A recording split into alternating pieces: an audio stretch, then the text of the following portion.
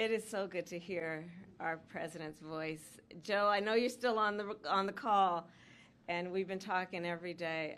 You guys heard it from Doug's voice. We love Joe and Jill. We really do. They truly are like family to us. And we do, everybody here does. It's mutual. I knew you were still there. You're not going anywhere, Joe. I'm watching you, kid. I'm watching you, kid. I love you. I love you, Joe. Oh.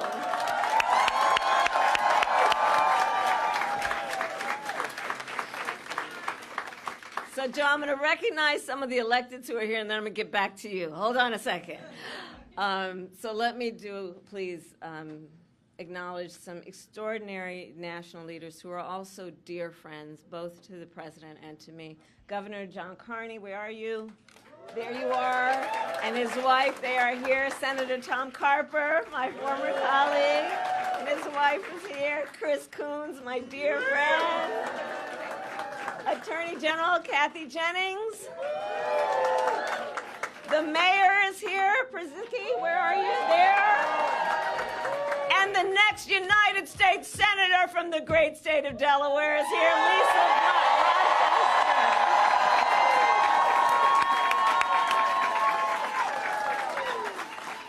And I know everyone here has seen these elected leaders in this very campaign office on a regular basis. And I know Joe is so thankful to them for their lifelong friendship, but I want to thank them also because you guys have really been carrying some heavy water from the first days of our campaign. So thank you all. This truly is a Delaware family. Thank you. I want to thank Jen O'Malley Dillon. Where is she, Jen? I'm going to talk about her in a minute. Julie Chavez Rodriguez. Sheila Nix. And the entire team that is here. I want to thank all of you and those who are joining from offices across our nation. So Doug and I wanted to stop by today to thank everybody and to express just what we know to be true. You all have been working so hard. The people in this office have been working so hard. And you have given so much of yourselves, long days and nights. What you are sacrificing in terms of the time you could be spending with other friends and other family. And you're giving yourselves to our country because you love our country and you love Joe and you love me, and we know that.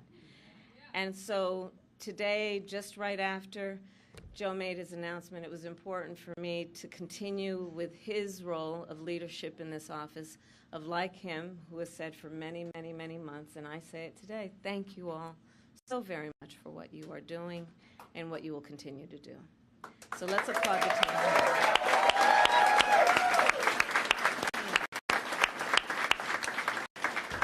And I know it's been a roller coaster, and we're all filled with so many mixed emotions about this. I just have to say, I love Joe Biden. I love Joe Biden, and I know we all do, and we have so many darn good reasons for loving Joe Biden. And I have full faith that this team will be the reason we win in November. You all who are here. And as Julie always says, and I will quote the great Julie, we are one team, one fight. One team, one fight. And she's been an extraordinary campaign manager. She's going to continue in this role and see us to victory in November. And we are all here because we love our country, right? And we believe in our foundational principles. We believe in freedom and opportunity and justice, not for some, but for all. And so we have 106 days until Election Day, and in that time we have some hard work to do. And as JOD always reminds us, we can do hard things. JOD has been such an incredible leader of this team, and that is why I have just asked her to run my campaign, and she has accepted.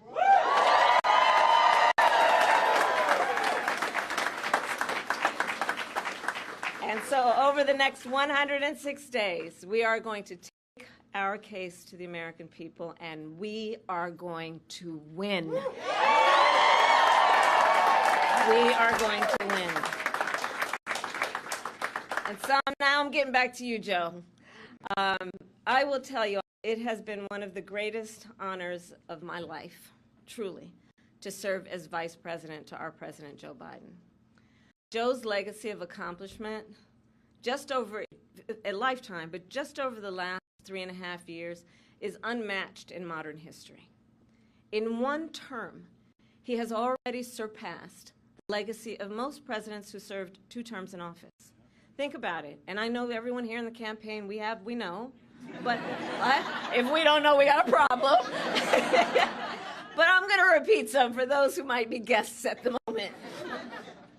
Joe got the COVID-19 pandemic under control. Remember those days? He has created more than 15 million new jobs.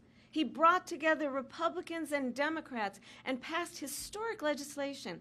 And I'm going to tell you, I'm a firsthand witness to all this work. I would sit with Joe in the Oval Office while he would bring members of both sides of the aisle and talk and listen and help them see what they may have in common and how we can actually work towards solutions. And because of their confidence in Joe, these accomplishments occurred. Joe has stood up for democracy at home, and he has stood up for democracy abroad, and he has always stood up for what he believes is right. And many of you may know, I first came to know Joe through his son, Beau. Beau and I worked together as state attorneys general. And back then, Beau would often tell me stories about his dad.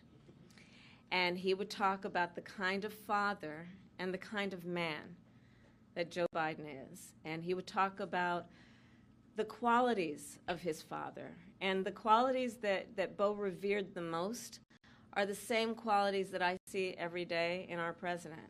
His honesty, his integrity, his commitment to his faith and his family, his big, big heart, and his deep love of our country.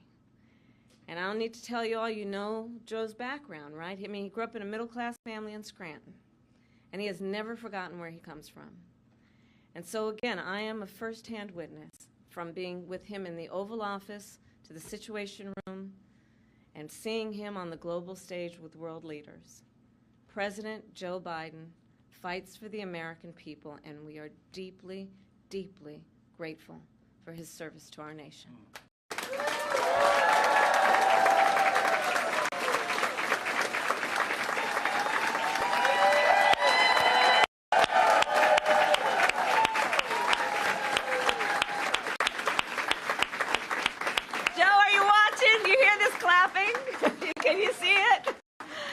I'm watching. I'm watching. We love you, Joe. You're the best, kid. And let us be very clear, Joe is not done. Far from it. He knows there is still more work to do, and our nation will continue to praise his bold and visionary leadership as president. Thank you, Joe. Thank you.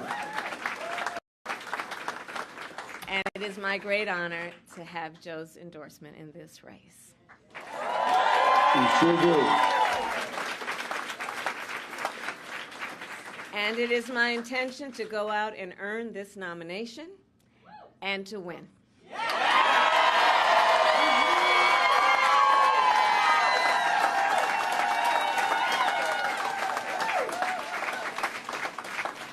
So in the days and weeks ahead, I, together with you, will do everything in my power to unite our Democratic Party, to unite our nation, and to win this election. You know, as many of you know, before I was elected as Vice President, before I was elected as United States Senator, I was the elected Attorney General, as I've mentioned, of California, and before that I was a courtroom prosecutor. In those roles, I took on perpetrators of all kinds.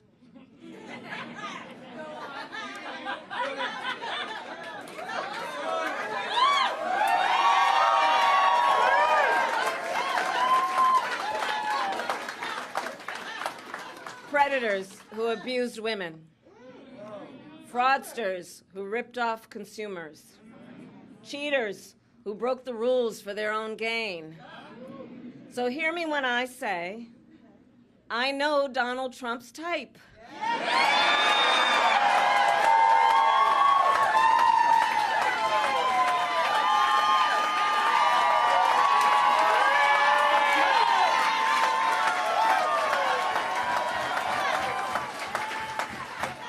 And in this campaign, I will proudly put my record against his.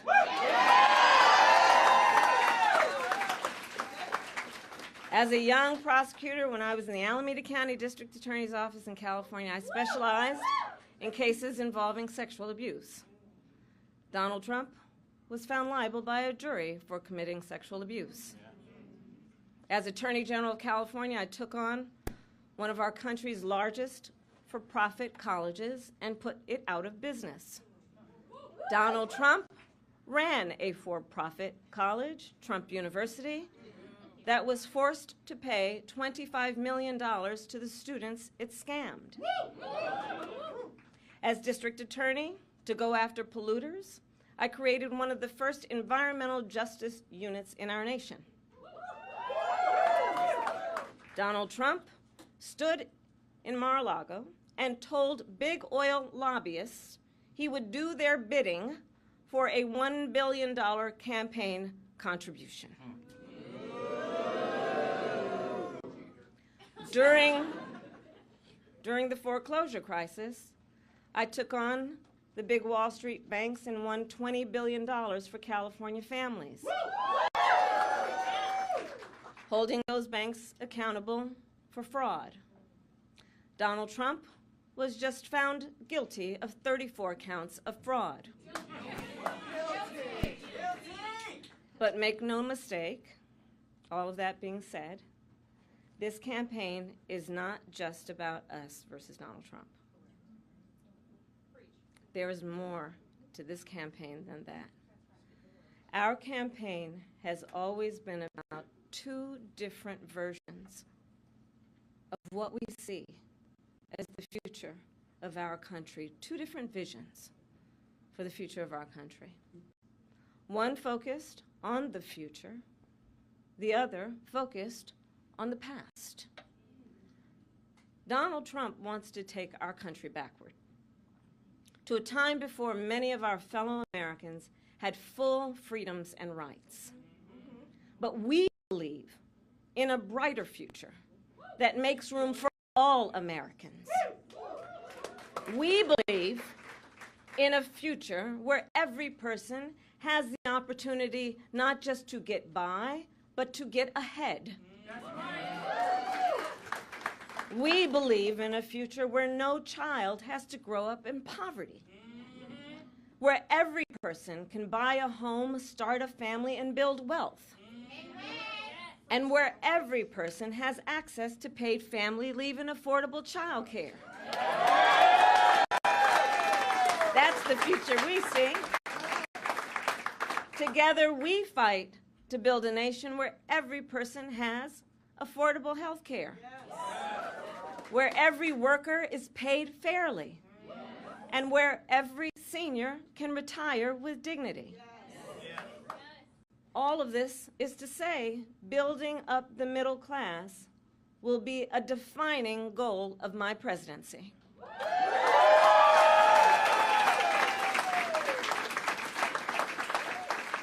Because we here know when our middle class is strong, America is strong.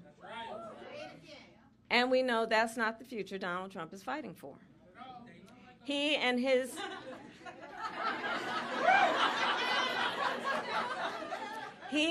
extreme Project 2025 will weaken the middle class and bring us backward. Please do note that. Back to the failed trickle-down policies that gave huge tax breaks to billionaires and big corporations and made working families pay the cost. Back to policies that put Social Security and Medicare on the chopping block. Back to policies that treat health care as only a privilege for the wealthy instead of what we all know it should be, which is a right for every American. America has tried these economic policies before. They do not lead to prosperity. They lead to inequity and economic injustice. And we are not going back. We are not going back.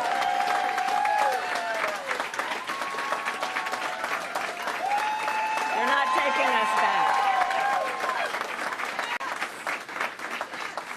Our fight for the future is also a fight for freedom.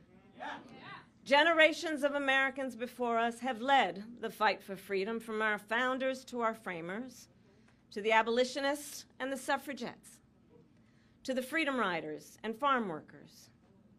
And now I say, team, the baton is in our hands. We who believe in the sacred freedom to vote, we who are committed to fight to pass the John Lewis Voting Rights Advancement Act and the Freedom to Vote Act.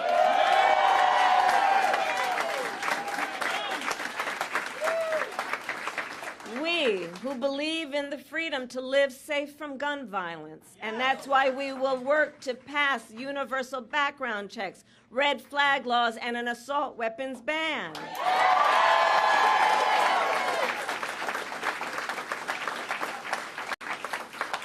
We who will fight for reproductive freedom, knowing if Trump gets the chance, he will sign a national abortion ban to outlaw abortion in every single state, but we are not going to let that happen.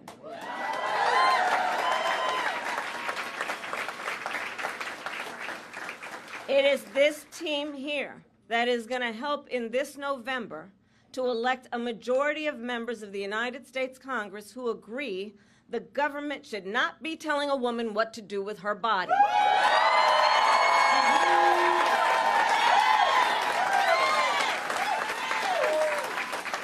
And when Congress passes a law to restore reproductive freedoms, as President of the United States, I will sign it into law.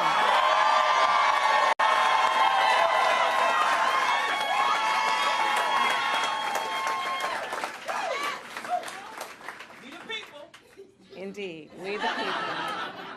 So ultimately, to all the friends here, I say, in this election, we know we each face a question: what kind of country do we want to live in? A country of freedom, compassion, and rule of law? Yes! Or a country of chaos, fear, and hate? No! You all are here because you as leaders know we each, including our neighbors and our friends and our family, we each as Americans have the power to answer that question. That's the beauty of it, the power of the people. We each have the ability to answer that question. So in the next 106 days, we have work to do. We have doors to knock on. We have people to talk to. We have phone calls to make. And we have an election to win. So are you ready to get to work? Do we believe in freedom? Do we believe in opportunity? Do we believe in the promise of America? And are we willing to fight for it? And when we fight, we win.